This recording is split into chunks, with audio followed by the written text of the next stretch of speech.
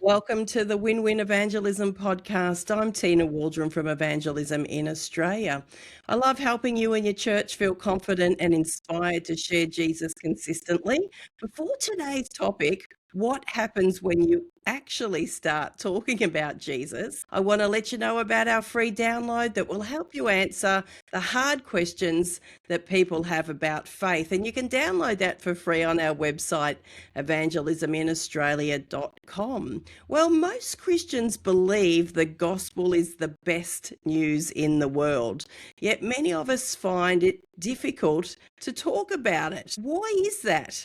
And what can we learn from people who seem to do it very naturally? Today, we're going to explore this topic with two people who are great friends and have spent years helping others encounter Jesus in very different ways. My first guest is Julianne Laird from City to City Australia, and Julianne has invested her life in student ministry, leadership development, and helping churches think about effective evangelism. She has a great passion for seeing the gospel take root in cities and towns and for equipping Christians to live as everyday missionaries. My second guest today is Ben Price, and Ben's a well-known public figure here in Australia. He's a comedian, speaker, and evangelist, and is known for engaging people in conversations about faith in public spaces. So whether it's through humour, storytelling, or street conversations, Ben has spent countless hours helping people explore the claims of Jesus. What's interesting is that while their ministries look very, very different, they're both driven by the same conviction that Jesus is too good to keep to ourselves. So welcome today, Julianne and Ben. Thank you. Thank you. Great to be here. Yeah. Great to have you guys along, and I'm just praying it doesn't get too funny, particularly with you on the show, Ben. And I'm a But cheap laugh as well, so I laugh at anything. Yeah, good audience. I've got to contain myself here today. Julianne, let me ask you a question. Take us back really to your own journey of faith. In a nutshell, how did you come to know Jesus?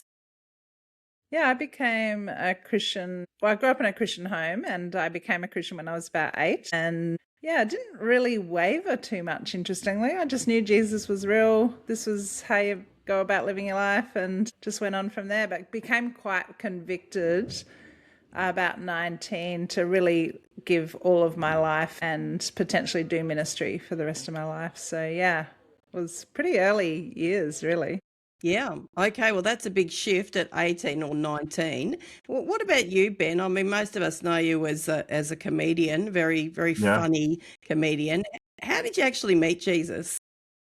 Well, I mean, similar story. I was a little kid one day, born at a very young age, and when I don't remember when people have that day where I came to Christ, so I just grew up with that, and it wasn't until my mid-20s, late 20s, early 30s, even somewhere around that season that I really came to the Lord, because I'd been lukewarm for a while. And it was like, all right, I'm all in now. He's always been there, but there was this greater, all right, no turning back moment, and haven't looked back since. Yeah, thank God. So interesting, because my journey is the absolute complete opposite. And so it's exciting to talk to two people that are evangelists that have grown up in the church, so to speak, which is very exciting. You know, thousands of Christians out there believe in Jesus, but not everyone feels compelled to talk about him. What keeps you guys personally motivated? Well, probably for me, it was, I grew up in a home where we used to count how long it took before Mum spoke about Jesus if we'd brought a friend over, if they were Christian or not Christian, and we'd usually be about under 2 minutes. So I sort of grew up with that. But also I had a couple of friends, one returned to the Lord and another became a Christian, and their lives are just so transformed. And I was really shocked at year 11 going, wow, Jesus is really powerful. And gosh, their lives have been changed so much because of that. Wow, this would be so great if everyone sort of came to know Jesus in the same way. So yeah, I was quite shocked by that. Yeah, You're so interesting because, you share that story of your mum's background and then that conversion and the call of God, and then you doing this for a lifetime. I find that interesting to see how God kind of is Yeah. working in people's lives and Yeah. the backgrounds that inform and then that calling. What about you, Ben? What keeps you motivated? Look, I just think we're talking about the pinnacle of what our faith is that the cross and what he's done for us. We get to say this over and over again, and we don't get sick of it. Today, I've just been out sharing in Greensboro in Melbourne, where I'm sharing it. I'm feeling like this is so good and telling someone, but also to see it on their face where Yeah. they start to, everybody knows Jesus died on the cross.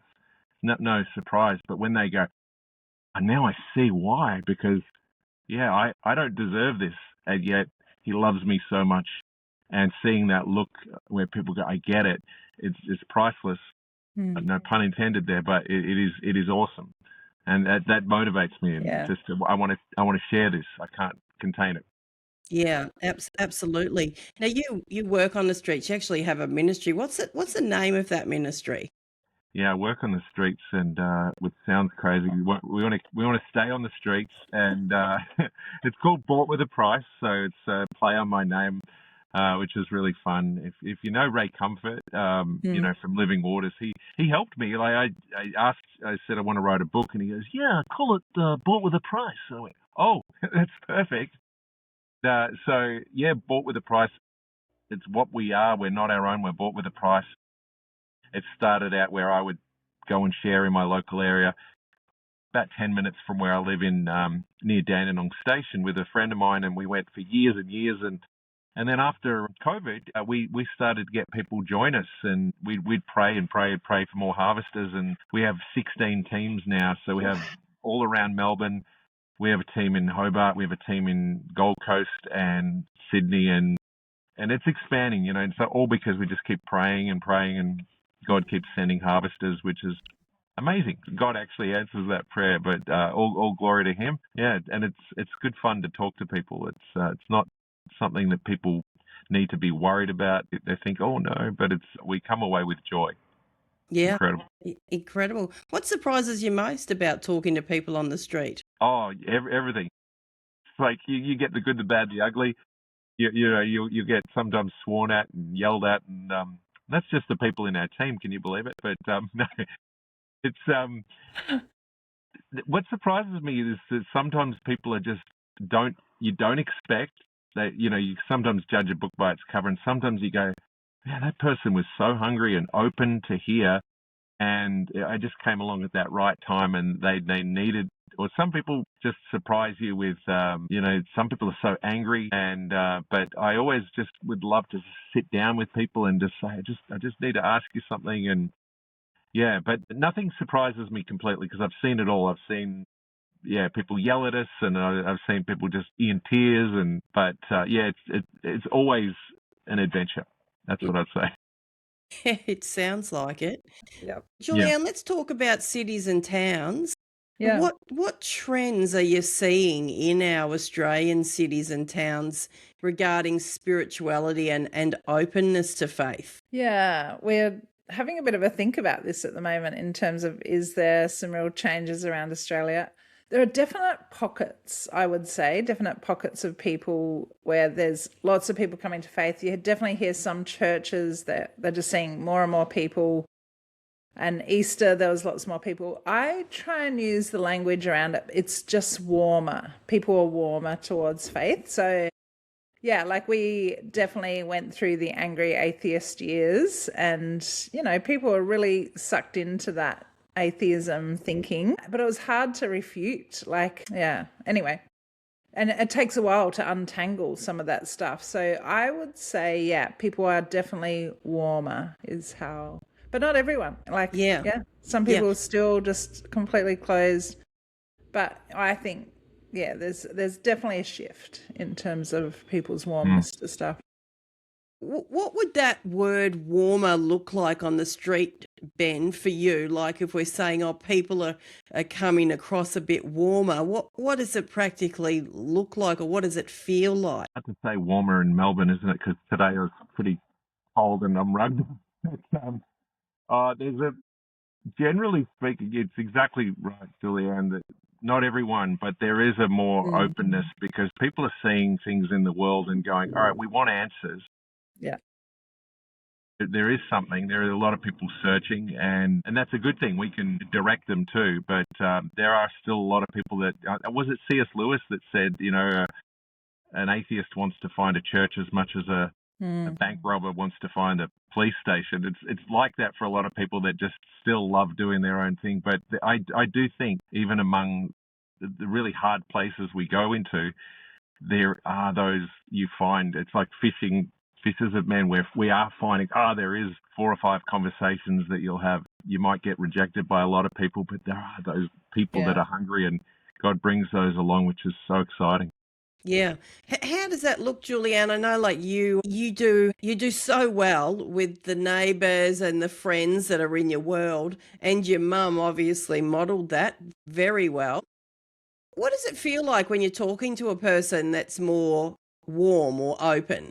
Yeah, so I have a friend at the moment who's just grown more and more warmer towards faith. And gee, it's delightful because it just means you can talk more freely basically about your own faith, and they're not as opposed, like they're warmer towards it. And so yeah, I just find it so much better when people are warm. And I sort of use the word sort of a bit more respectful as well about my own faith and being a person of, a Jesus follower. Whereas there definitely was a real disrespectful phase. But yeah, no, it's amazing when somebody's warm. Yeah. Yeah. You can just be yourself more. Yeah. And I think I don't know, this is what I think. Maybe you guys can tell me how you work this out on the streets, Ben. But if I feel like, this person's not warm at all, like it's like I'm talking to a force field here. There's something there. I might as well be, I'm bashing my head against a brick wall. Generally, I feel like, okay, I'm just going to back off this. So that's what I feel that I should do. Like, should I be doing that, Ben, or should I just keep? What do you do on the street? There's a time to, answer full in their folly, and a time not to answer full, and we're just discerning. Some people are just so hardened of heart. I don't want to push. I always say be persistent but not pushy. But sometimes you just say, hey, you have a great day. And sometimes people that'll soften their heart. So next time we see them, they'll go, actually, I will. Talking about angry atheists, I had one. We go to Springvale in Melbourne every Monday. And I was sharing with this guy, and he said, oh, no, it's all just, and he probably let go of a few expletives. And I say, how do you know? Because I want to put him on the spot. How do you know? How do you know there's no heaven? And he goes, well, there's all these wars and stuff and all this. And I said, well, if there's no God, why does that matter? And I really got him to think, and I started to challenge him and get him to have that paradigm shift in his mind, because I shared that, you're looking at something, but you don't know all the facts around it. So I just showed him in a couple of examples and illustrations. And then I said, so if there was a God, and then he ended up telling me his name, and because he didn't want to at first, and then he softened and he said, oh, okay, I'll have a listen. And that's great. Doesn't always happen like that, but I like to be able to just get them to shift. And most people, I say, desperately need Jesus, but they're not ready because, they're not ready to hear what we've got to say. So we're harvesters. We've got to harvest and plant seeds of the gospel, and we're going to do that. I'm not going to just say Jesus died on the cross for your sins and rose again. I need to soften that heart up first. And, so I might ask them some questions, but then I'll compare their life to the standard of God and say, hey, we're not good. And that pride is softened, and they realize, oh, yeah, I'm not a good person. I'm a sinner. I deserve judgment. I deserve hell. And then I can just see that person soften a lot, and it just makes it a lot easier to share the good news once they realize, oh, I need a savior. Yeah. It's because it's such a big conversation to have with people, isn't it? And as Aussies, you know that you want to try and keep it conversationally. You don't want to start getting up in their face. Sometimes I found myself using the words, I just knew that God wouldn't be cheering me on in these areas of my life. And so I say to people, do you think you've got anything in your own life that you think, just imagine if God was real, would there be stuff that he wouldn't be cheering you on about? And, just conversationally, I'm not trying to make them feel terrible, but just raising the fact that, there's that probably some stuff that's, God's not happy about. Have you got any little tools like that, Julianne? Like, what do you find yourself saying to people that don't know Jesus? Well, recently I was doing an Uber share with a young guy. It was actually midnight at night, and this young guy hopped in, and there was a Muslim Uber driver, I would say. I just said, have you done Uber before? He was going, no. And I said, no, I've done it before, but no one's ever come in. So this is a real surprise. And I said, what are you doing? And he goes, I'm doing a PhD at Latrobe Uni. And he goes, what do you do? And I said, so this is my line in, is I actually try and help Christians talk about their faith, because most Christians are pretty afraid of that. And I said to him, so if you're from England, are you noticing people are more open to faith in England? Because there seems to be quite a revival happening. And he goes, nah. And I'm just going, where do I go? And so then I went, what about friends? Are they more open to faith? And he goes, no. Anyway, we sat there for a tiny bit of awkward conversation. I just didn't know where to go next. Anyway, then he goes, and I sort of did let it go because I was just praying to God, where do I go with this? He goes, well, funnily, I've just been up in Sydney with my relatives, and they're all Christians, and I've spent them all weekend arguing with them. And in my mind, I'm going, gee, I wonder what they prayed when you left some random woman to hop in the Uber with you. And so then I said, well, what's your strongest argument then? Anyway, he goes, if you grow up in an atheist family, of course you're going to be atheist. And if you grow up in a Muslim family, of course you're going to be Muslim. And I said, that's not a very strong argument. God's way bigger than that. And I said, God's appearing to all these Muslims in dreams, coming to faith. And he sort of just stopped in his tracks. It was just like, and then I said, okay, what's his second biggest argument then? That wasn't a good one. Anyway, I didn't mean to put him down, but I could see he was trying to put it in a really smart way in terms of I've got all the answers. And I just went, I've heard all of these before. This is nothing new under the sun. But interestingly, by the end, he had downloaded John Dixon's Undeceptions podcast.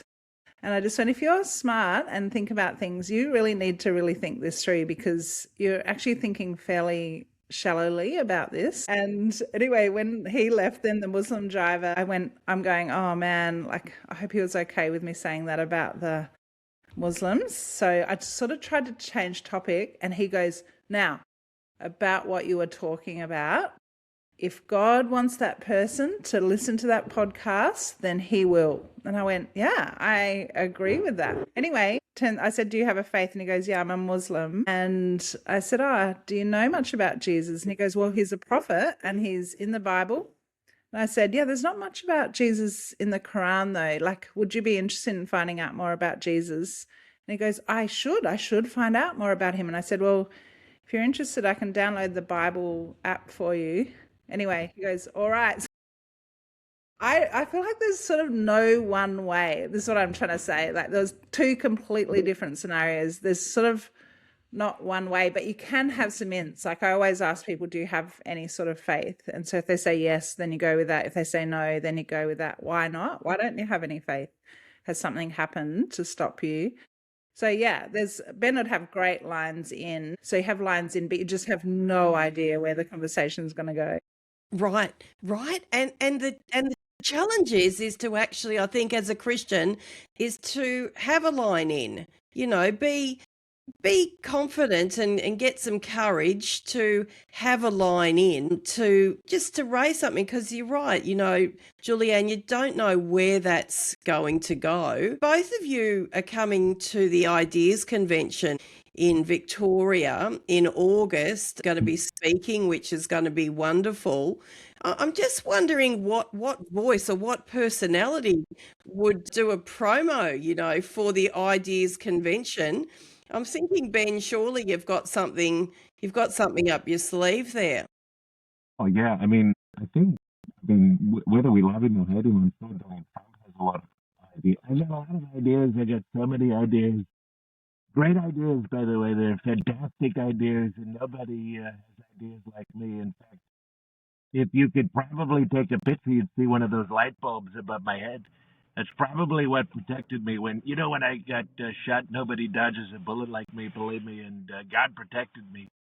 The Secret Service kept saying Donald Duck, which was very confusing. But I've got a lot of ideas. Probably King Charles would love to be there as well. I've got loads of ideas. I don't know if they're good ideas, but I'll be there, and it's wonderful. These people are terrific people, and I think you can go. Okay, my cheeks are really sore now. I mean, oh gosh, I just wonder, who even gets a gift like this on planet Earth to do this so stuff? good, Ben. Like, So good. it's a proof that God does have a sense of humor. Oh, absolutely. Yeah. He definitely has a sense of humor. Yeah, 100%. It's a All great right, gift to be able to have laugh. Yeah. let me ask you both another question. If every Christian listening could make one change in the way they approach sharing their faith, what would you tell them? Well, partly it's just being interested. Like, be interested in what other people think and believe, and don't give up with that. So and my style is more friendship evangelism. So I don't do as much random as Ben does, but all the randos that you meet. But yeah, if it's around friendship, it's really just being really interested and just seeing opportunities. Just keep going with it and keep sharing your own faith and life with them.